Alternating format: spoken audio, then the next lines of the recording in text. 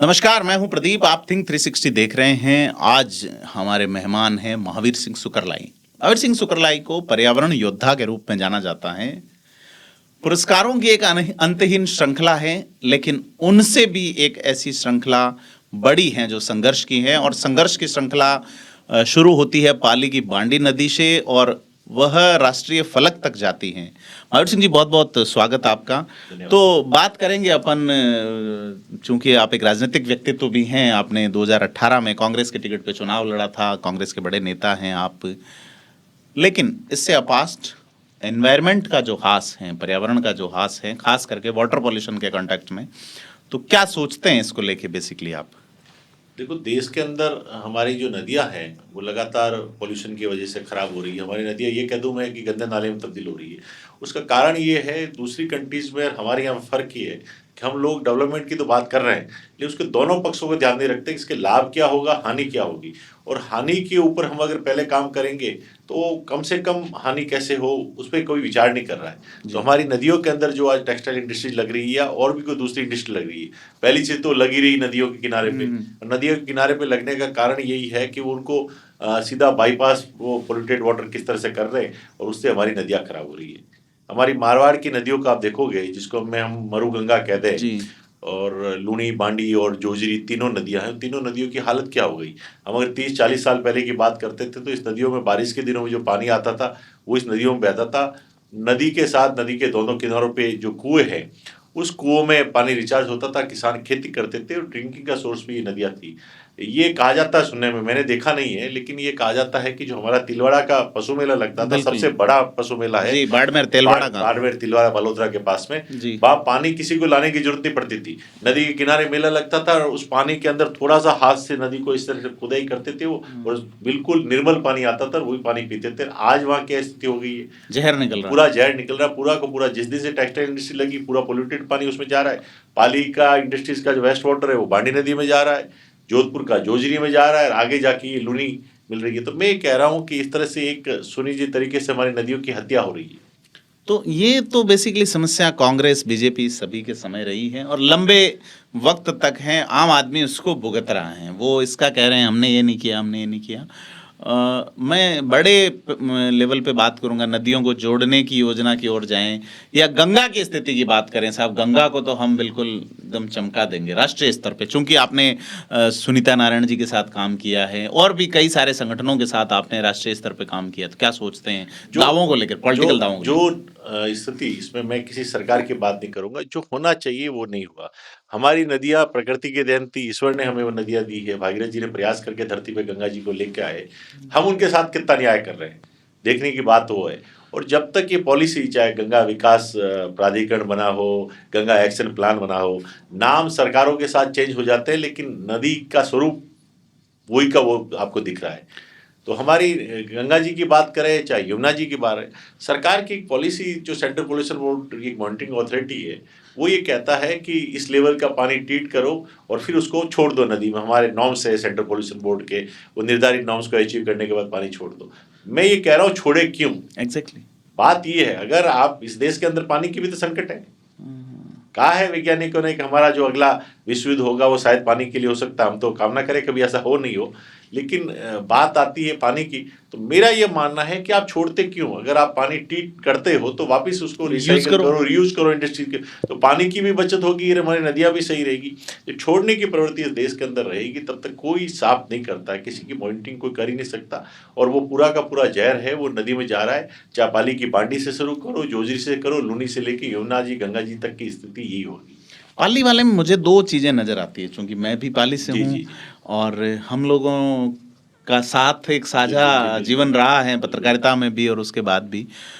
ये लगता है कि वहाँ पे कुछ इंडस्ट्रियलिस्ट का नेक्सस है जो सीईटीपी चलाते हैं, और उसमें छोटा इंडस्ट्रियलिस्ट मारा जा रहा है। इसमें तो आप एडमिट करेंगे ना? बिल्कुल बिल्कुल सच्चाई है इसमें जी। देखिए, एक तरह से जो पॉलिसी हम देखें तो पाली का जो सीटीपी है वो अपना आप के अंदर दिखने के अंदर सबसे अच्छी व्यवस्था कर रखी है। क्योंकि वहाँ पर टेक्सटाइल इंडस्ट्रीज के जो लोग हैं, उन्होंने मिलके कम्युनिटी का पाली जल प्रदूषण नियंत्रण परिशोधन अनुसंधान फाउंडेशन बनाया। अब वो फाउंडेशन शायद मेरे ख्याल से कोई न्यास का नाम दे दिया। उसके अंदर इंडस्ट्रीज के लोग ही हैं, और इंडस्ट्रीज के लोग भी वहाँ एक सिस्टम किया हुआ है कि जो पॉल्यूशन कर रहा है उसको कपड़े के हर लट्ठे पे मीटर से पैसा देना पड़ता है। जी। और अब आजकल वो वाटर डिस्चार्ज पे कर दिया कि इस इंडस्ट्री से कितना जाएगा, वो पैसा कलेक्टिव होके सीटीपी ट्रस्ट के पास आता है। तो दिखने में तो बहुत बढ़िया है कि हम पॉल्यूशन फैला रहे हैं तो उसको रोकने के लिए पैसा दे रहे हैं, और सीटीपी को पैसा मिल रहा है पॉल्यूशन को रोकने के लिए, लेकिन पॉल्यूशन कहीं रुक नहीं रहा है। तो ये बड़ा रोल तो आम इंडस्ट्रीज की गलती नहीं है। आम इंडस्ट्रीज से जितना पैसा मांगा उसको कहा कि आपको पर केएलडी के अंदर 500 रुपए देने पड़ेंगे, उसने दिए 1000, कह रहे थे 1000 दे रहे, जितना मांग रहे जितना दे रहे। लेकिन सीटीपी ट्रस्ट की जो जिम्मेदारी होती है वो जिम्मेदारी का उन्होंने ईमानदारी से निर्वहन नहीं किया, किसी भी ट्रस्ट ने नहीं किया। एक सवाल महावीर साहब मुझे अक्सर लगता है, मुझे पता नहीं आप क्या सोचते हैं इस बारे में, कि आप चिंता कर रहे हो पानी जो छोड़ा जा रहा है, बांडी नदी में पानी नहीं आता पाली में, हाँ ना, या कोई भी नदी नहीं है पाली में, और जो जवाई बांध से पानी आता है उस पे वैसे ही रोड़ा है जालोर तक। जी जी जी। तो ये जो पानी यूज कर रहे हैं वो कौन सा वाटर है? ये कहने को तो कह रहे हैं कि हम आसपास के कुओं से पानी ला रहे हैं, लेकिन आसपास के कुओं का पानी तो नदी से खराब हो रखा है। तो कहीं चोरी छिपे कुछ कनेक्शन भी है, पीएचडी के कनेक्शन भी दिए हुए अच्छा, हैं जो उसके- पीने का पानी है उससे उसके- फैक्ट्रियां उसके- चल रही हैं। कुछ हद तक वो कनेक्शन भी दे रखे हैं, और टैंकरों से पानी का परिवहन भी कर रहे हैं इधर उधर। मतलब कुल मिला के ले तो भूजल ही रहे हैं, जबकि भूजल तो भूजल- इंडस्ट्री भूजल- में भूजल सर, ले रहे हैं। भूजल तो इंडस्ट्री में वैलिड नहीं है। हम यही तो कह रहे हैं कि भाई आप ट्रीट किया हुआ पानी छोड़ते क्यों हो? अगर अब तो जेडएलडी भी लगा दिया पाली वालों ने, जीरो लिक्विड डिस्चार्ज जी, पे, बिल्कुल। तो उसका अर्थ तो यही हो रहा है ना कि नदी में जीरो डिस्चार्ज जाना है। हाँ, हाँ। ये ऑनेबल एनजीटी ने भी यही कहा है, ऑनेबल हाई कोर्ट भी यही कह रहा है, ऑनेबल सुप्रीम कोर्ट भी यही कह रहा है। और तो हम ये तो कह रहे हैं कि आप वापस रीयूज करो। पर वो तो मेरे को उसकी नीयत पे सवाल खड़ा होता है कि जब आप डिस्चार्ज प्लांट नदी के किनारे लगा रहे हो तो मतलब आप छोड़ने के लिए लगा रहे हो। अगर आप मान लो आप जीरो मान रहे हैं तो फिर आप कहीं और लगाओ ना। अभी एक सुप्रीम कोर्ट की मॉनिटरिंग कमेटी आई थी पाली जी। तो उन्हें भी हमने यही निवेदन किया, मैंने कहा साहब ये नदियों के किनारे क्यों लग रहे हैं जी। सीटीपी क्यों लग रहे हैं नदियों के किनारे? हाँ। एक पाली के अंदर आपने देखा हुआ फेज 1 फेज 2 इंडस्ट्रीज एरिया है, उससे सीटीपी दूरी लगभग 5-7 किलोमीटर पड़ती है। तो अब वो कह रहे हैं कि यहाँ से पाइपलाइन बिछा के हम या नदी के किनारे लाएंगे, तो वहीं सीटीपी बना दो ना। लेकिन बाईपास करना है ना, पानी तो कहीं कहीं इनको छोड़ना है, कहीं छोड़ना है। मतलब जीरो लिक्विड वाला जो है वो दावा गलत है। हम कहीं इंडस्ट्रीज के विरोधी नहीं है, हम भी चाहते हैं डेवलपमेंट हो, मजदूर भी खुश रहे, मतलब दूसरी दुनिया में जैसे चल रही है भी खुश रहे, लेकिन इसका परमानेंट सॉल्यूशन ऐसा हो। अगर आप जीरो डिस्चार्ज करोगे नदी में जाएगा ही नहीं, तो किसान भी खुश होंगे, नदी भी सही रहेगी, हमारे मजदूरों की रोजगार भी चलता रहेगा, फैक्ट्रियां भी चलती रहेगी। इस और कोई सोच नहीं रहे, वो खुद के मैनेजमेंट किस तरह से हो वो बात पे। पॉलिटिकल तो देखो सर, मुझे याद आता है आज से करीब 80 साल पुराना, 83 साल पुराना वाकया। ब्रिटेन की तत्कालीन महारानी एलिजाबेथ II जो है वो 26 साल की लड़की 1952 में लंदन में इसी तरह का क्राइसिस आता है, कोहरे से ढक जाता है लंदन, और वो खड़ी होती हैं कि साहब ये बंद होना चाहिए, इंडस्ट्री नहीं चाहिए, इस तरह की इंडस्ट्री नहीं चाहिए। और चर्चिल जिनकी उम्र 78 साल थी, मतलब उनसे 3 गुना अधिक उम्र, चर्चिल उनके खिलाफ खड़े हो जाते हैं। नो इंडस्ट्रियलिस्ट के पक्ष में चर्चिल खड़े होते हैं। लेकिन वो लड़की लड़ती है महारानी, जबकि उसके पास इतना पावर नहीं होता, जनता उसके साथ आती है और फिर चर्चिल भी उसको समझते हैं। तो पॉलिटिकल लोग मिल के तय करते हैं। यहाँ जो मैं आपको स्थिति बताऊँ, एक चीज़ मैंने कुछ डॉक्यूमेंट देखे सर, वो ये है कि यहाँ पॉल्यूशन का आप जो बोर्ड बता रहे हो या पॉल्यूशन की जो कमेटियां हैं उसमें रिको के अधिकारी होते हैं, आईएएस जो है वो उस कमेटी में होते हैं, इंडस्ट्री डिपार्टमेंट के होते हैं। तो उन्हें वहां भी रखा जा रहा है एनवायरमेंट एंड फॉरेस्ट की कमेटी में। इसका मतलब कि इनका हित तो पहले तय किया जाएगा, चाहे वो माइनिंग के हो वो हो। तो वो अब चूंकि उनकी जिम्मेदारी रेवेन्यू लाना है, तो वो क्यों पर्यावरण को प्राथमिकता देंगे? उनकी प्राथमिकता ही रेवेन्यू है। उन लोगों का वहां काम ही क्या है? देखिए, पहले पाली में इसका जो ट्रस्ट था ना, सीटीपी ट्रस्ट, उसका चेयरमैन भी कलेक्टर होता था। उसकी मॉनिटरिंग कौन करता था? पोल्यूशन कंट्रोल बोर्ड का आरओ, जो एक एक्शन रिटर्निंग अधिकारी, बिल्कुल। अब उसको रीजनल ऑफिसर, और उस रीजनल ऑफिसर को कहो कि तुम जो संस्था का चेयरमैन कलेक्टर है उसकी मॉनिटरिंग कर सकता है क्या? हाँ, नहीं कर सकता। तो हमने सरकार से भी निवेदन किया था उस समय कि भाई कलेक्टर इसका चेयरमैन नहीं रहना चाहिए। मेरा ये सुझाव था उस समय, तत्कालीन एनवायरमेंट मिनिस्टर थे प्रताप सिंह जी, मेरा यह था कि आप त्रिस्तरीय व्यवस्था करो। हम ये कह रहे हैं कि पैसा इंडस्ट्री दे रहे हैं, इंडस्ट्रीज वाला ट्रस्ट बनाए, उनके पास हिसाब किताब रखे, वो किसी को नहीं चाहिए। ट्रीटमेंट प्लांट चलाने का अनुभव सीटीपी वालों को नहीं है, न कलेक्टर को है, न किसानों को है। वो आप एक्सपर्ट एजेंसी को दो, वो ट्रीटमेंट प्लांट चलाए। एक मॉनिटरिंग कमेटी बनाओ जिसके अंदर सब तरह के लोग, उसमें प्रशासनिक लोग भी हो, उसमें किसानों का रिप्रेजेंटेटिव हो, उसमें इंडस्ट्रीज भी हो, उसमें पोल्यूशन बोर्ड के भी लोग, अब सीटीपी एक्सपर्टाइज चला रही है, मॉनिटरिंग कमेटी उसकी मॉनिटरिंग करे और मॉनिटरिंग कमेटी कहे कि भाई ये सही काम कर रही है, फिर जाके ट्रस्ट उसको भुगतान करे। एग्जैक्टली। हमने किसी कंपनी को अगर, तो ये दो स्तरीय व्यवस्था तो हो गई, मॉनिटरिंग कमेटी भी बन गई, सीटीपी अलग बन गया, लेकिन जो मॉनिटरिंग जो होनी चाहिए वो वाली कि भाई आपसे ही काम हो रहा है कि नहीं हो रहा है, और उसके बाद वो उसके कहे के अनुसार उसके बाद में भुगतान हो। जब एग्रीमेंट होता है किसी कंपनी का और ट्रस्ट के बीच में, तो यही कहते हैं ना कि भाई पानी शुद्ध करेंगे, जेडएलडी करेंगे, नदी में नहीं छोड़ेंगे, लेकिन हो क्या रहा है, नदी में जा रहा है ना। तो ये हमारे यहाँ पे सरकार, इंडस्ट्रीज, टोटल लोग चिंता करते हैं डेवलपमेंट की, विकास किस तरह से हो, रेवेन्यू किस तरह से हो, लेकिन नुकसान हो रहा है वो कोई नहीं देख रहा है। आपको पता हो तो हमारे पाली के पास रोहित में डीएमआईसी आ रहा है, बिल्कुल, दिल्ली मुंबई इंडस्ट्रियल कॉरिडोर। तो सपने ये दिखाए जा रहे हैं कि आने वाले समय में हमारा जो रोहित है वो गुड़गांव हो जाएगा, दुबई हो जाएगा, भिवाड़ी हो जाएगा, दुबई हो जाएगा, पाली जोधपुर टीन सिटी हो जाएगा। तो हम चाहते हैं जमीनें आसमान पे पहुंच गई है भाव वहाँ, तो डेवलपमेंट तो हो जी जी, लेकिन नुकसान क्या होगा। मैं इसका दूसरा पहले कह रहा हूँ कि कोई ये नहीं कह रहा है कि हमारी खेती खत्म हो जाएगी, हमारी किसानी खत्म हो जाएगी, हमारा पशुपालन खत्म हो जाएगा, हमारी गांव की संस्कृति खत्म हो जाएगी, इस पर कोई ध्यान नहीं दे रहा है।